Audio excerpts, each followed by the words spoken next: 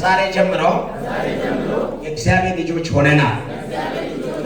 የእኛ የሆነ ሁሉ የእግዚአብሔር ነው። ማንም ምንም ቢናገር አልሰማም። የእግዚአብሔር ልጅ ሆኛለሁ።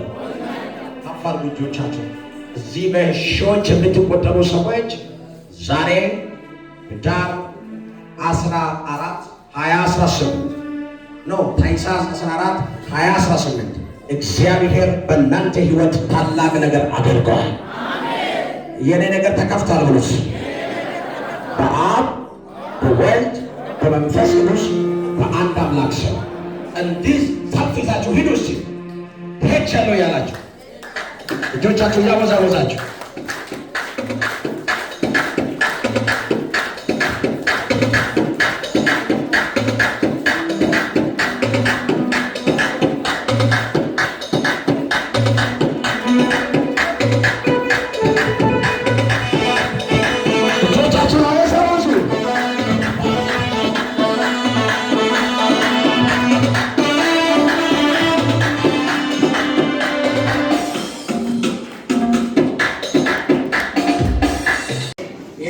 እግዚአብሔር ያስተልል ጅኒ ይሰማል። አሜን።